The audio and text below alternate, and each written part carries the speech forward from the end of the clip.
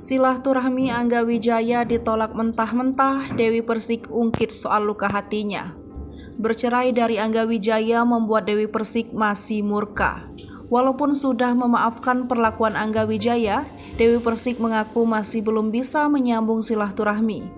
Dewi Persik mengaku luka di hatinya masih belum bisa menerima sosok Angga Wijaya lagi. Meskipun bukan sebagai orang dekat, Angga Wijaya masih tetap belum bisa diterimanya lagi. Sosok Angga Wijaya bak orang asing dalam hidup Dewi Persik. 5 tahun bersamanya membuat keduanya kini harus berusaha saling melupakan. Dewi Persik dan Angga Wijaya kini menjalani hidup masing-masing. Kendati begitu, Dewi Persik mengaku masih menutup hati untuk bertemu Angga Wijaya, apalagi menerimanya kembali sebagai teman ataupun rekan kerja.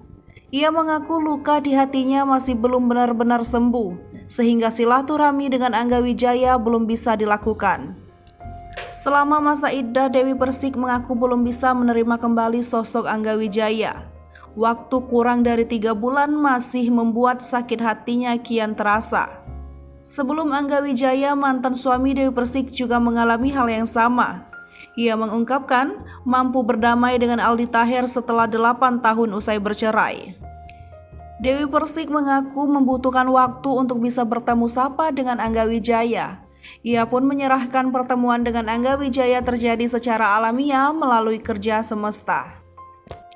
Sakit hati yang dirasakan Dewi Persik tampaknya begitu dalam hingga menolak mentah-mentah pertemuan dengan Angga Wijaya. Perlakuan Angga Wijaya dianggap Dewi Persik sebagai cobaan berat dalam hidupnya. Walaupun demikian, Dewi Persik mengaku memerlukan waktu yang lama untuk mengenal Angga Wijaya kembali. Hai pemirsa Sri Popo TV, jangan lupa komen, like, dan subscribe, serta tonton